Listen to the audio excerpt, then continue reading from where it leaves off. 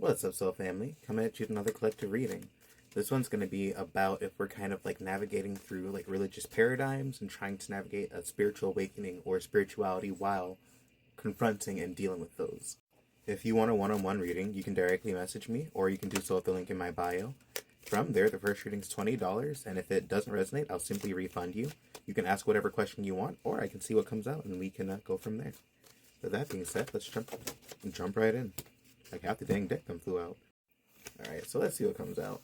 I don't think this reading is going to be too long, but I mean, I never intend for them to be, and they always end up a couple minutes anyway, so.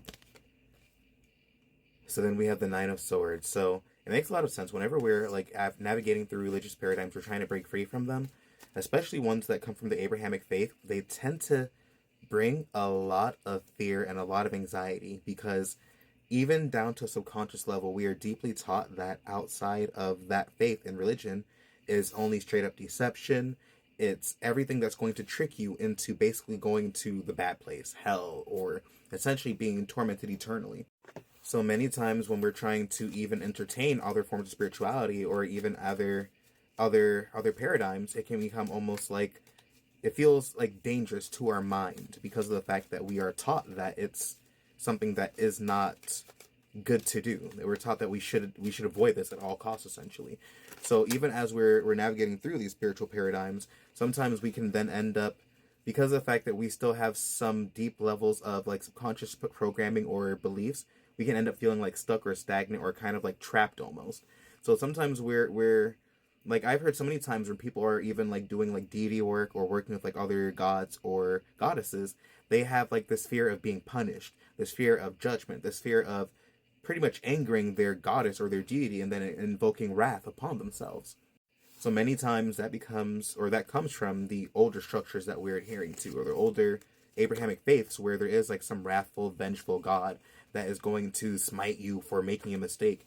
And that can almost create analysis paralysis in which it's like in both these images, these people are surrounded by swords. And in tarot, swords are like representative of your mind.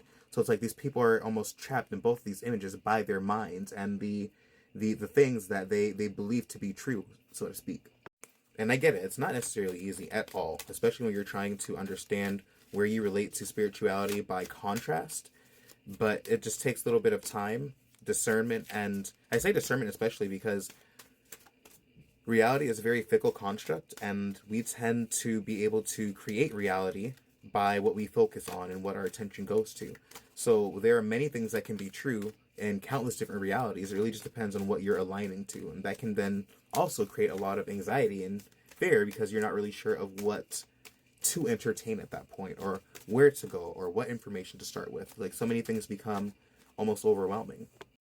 And to that, I'll almost always say, like, the point of this journey mostly is to find divinity within yourself and to learn learn who you are through your experiences. And I think one of the easiest ways to continue to go down your spiritual path is simply by leaning in on the things that you love.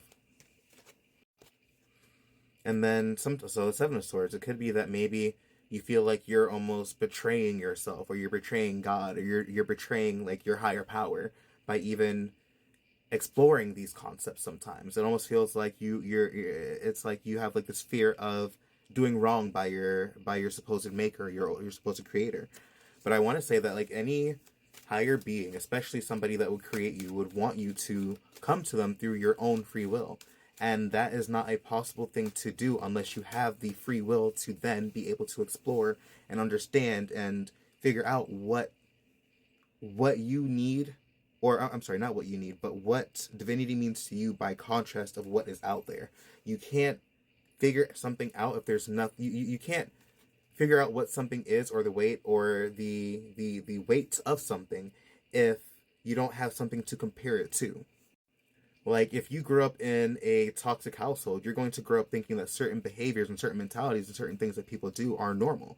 So if you don't have something or somebody to then show you contrast or different experience to then compare that with, there might not be a way to then understand what your beliefs or what your thoughts and what your feelings are to that subject by relation to that.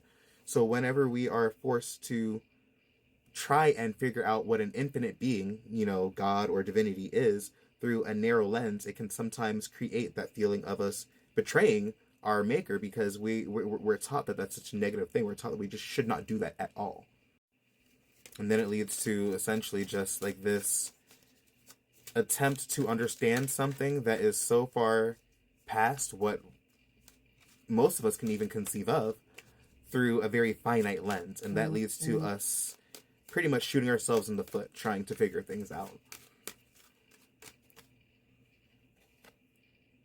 And then maybe you're somebody who is in a relationship, or I'm sorry, maybe it's one of those things like where it's generational, where these thoughts have been, or these beliefs have been passed down and are present within your family. So it makes it very difficult, especially if you are somebody who is the only person who has these beliefs or is going against what the family norm is. It can be very difficult to then stand in that, especially when you have family members who might be telling you, you know, what you're doing is wrong, how you're perceiving things is wrong. You know, there's always like the blame of then you're not trying to connect to your supposed maker well enough. There's so many different paradigms that family members can sometimes unintentionally then guilt us with as we're trying to figure things out, and as they then project their own fears onto you as you're navigating through a spiritual awakening, or as you're navigating through trying to understand these things at a deeper level.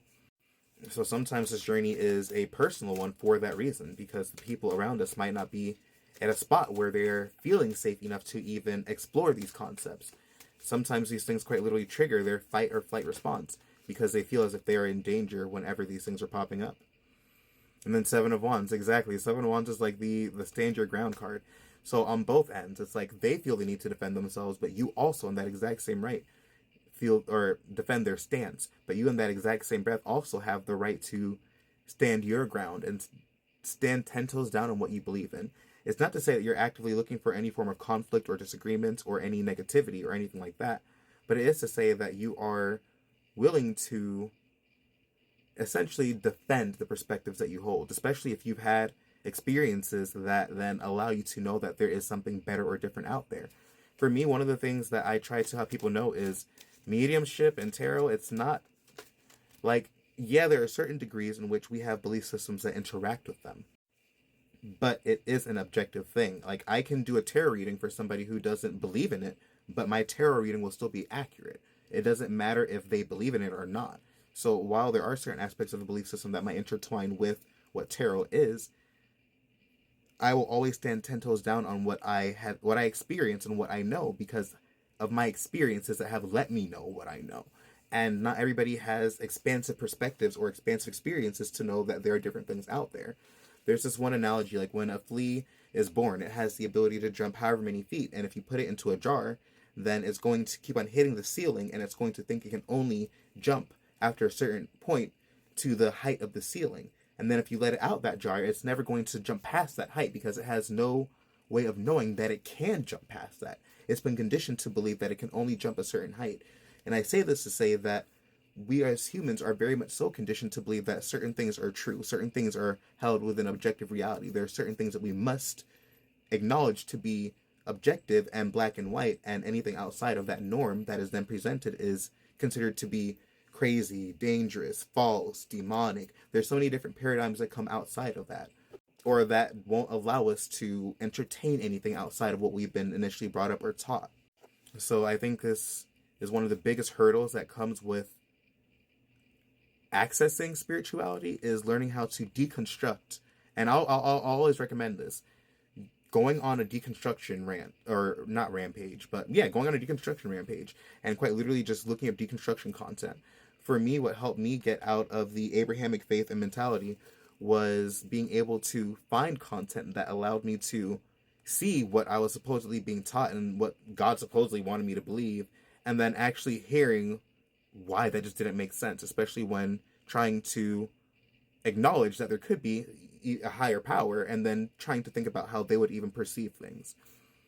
So there's so many things that we're taught and so many things that we can shift even if we are not aware of it. Sometimes it takes a matter of simply going down the deconstruction route, or doing what we can to break down those old ideologies so we can then put in and incorporate and integrate better ones. It can just sometimes be very scattering or very kind of like disorienting, but it is very much so possible. That being said, Peace and blessings, and I'll catch you guys in the next reading.